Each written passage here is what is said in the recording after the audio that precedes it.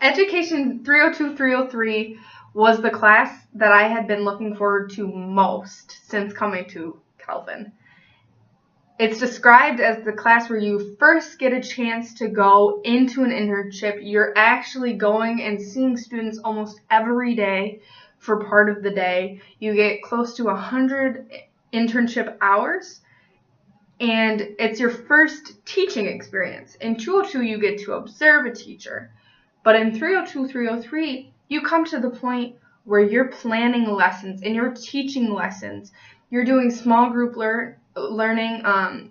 You're doing large group instruction. And so it's the first time where you say to yourself, okay, this is really real. This is the real deal. And you get a glimpse of what teaching is like for a more extended period than in 202. So you see the good and the bad. You experience the positive in planning your own lessons, as well as the hardships, as well as the times where you're like, I don't know what to do. And so this class has been one of the most valuable to me, one of the most worthwhile to me. It's definitely been the most work that I've ever done, but I feel like it's rewarded me, and like I have a better grasp of what teaching is really like, the ins and outs of teaching, the lesson planning, meeting standards, giving students objectives, and thinking about, okay, what does assessment look like? I had never thought about that before. How do I test whether or not students really know this in a good way? Before, I thought you could just write out questions and give it to students, and if they didn't know the answer, that was on them. But now I have a better understanding that assessment still considers a student's background. An assessment considers their previous knowledge and how to word things the appropriate way, as well as giving students options for how they complete the assessment. That kind of fits into the universal design for learning, where you give students options. You realize that not all people learn well in the same way. Universal UDL is a really important piece in the classroom, and I hope to incorporate that more into my classroom, making things on technology when possible, giving students the option to write things out on boards or write things on paper if that works better for them, reading digitally,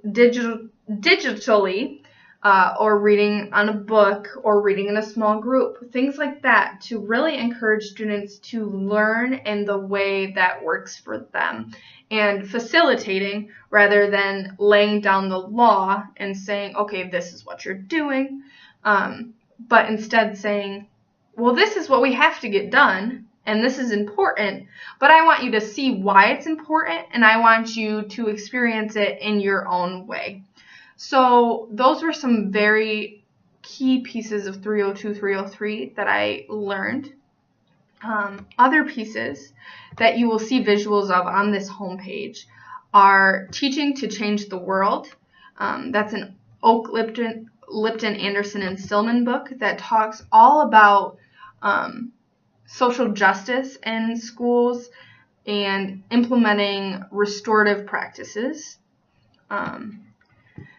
There is also a visual of a poem that really stuck out to me in 302-303. It's called A Future Not Our Own, and it talks about how, yes, teachers have responsibility, and yes, a lot falls on them, but ultimately we cannot do it without each other, and we cannot do it without God.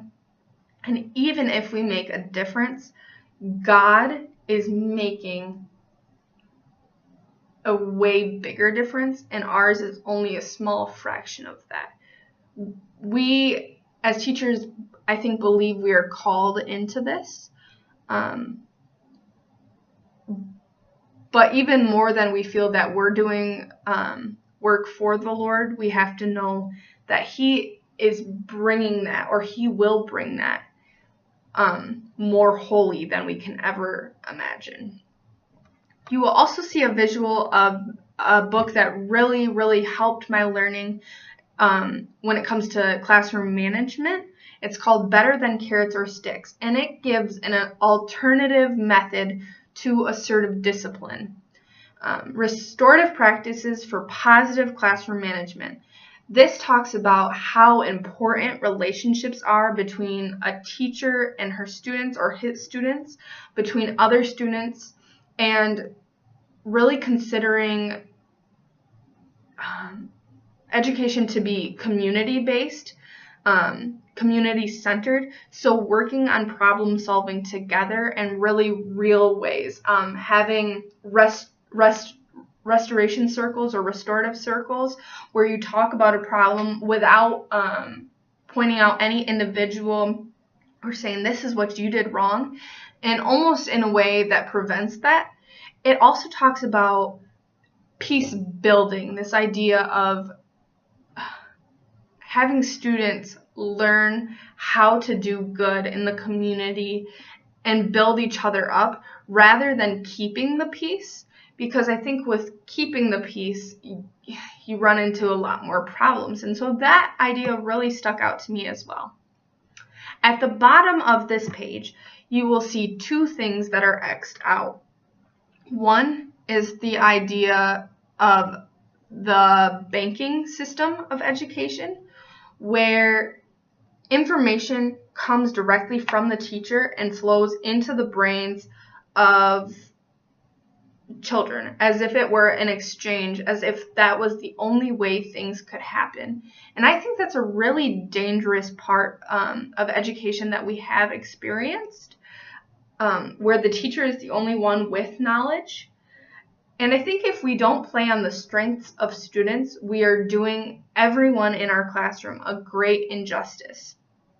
The other thing that is crossed out is something that I consider a visual of assertive discipline, where you are reinforcing or encouraging positive behavior and giving positive feedback for that, and giving negative feedback for negative behavior. And while I think that's okay, I don't know that the CLIP system or that the assertive discipline system, which says if you don't follow the rules, this is what happens, in a very public way, and not really recognizing how the bad behavior affected the teacher or affected another student that was harmed or affected the student that did the bad thing. It really focuses on just the action and says, okay, here's your punishment for that, and then it's over. That method doesn't seem to say, no, when something is wrong, you have to fix it. You have to apologize. You have to own up to that.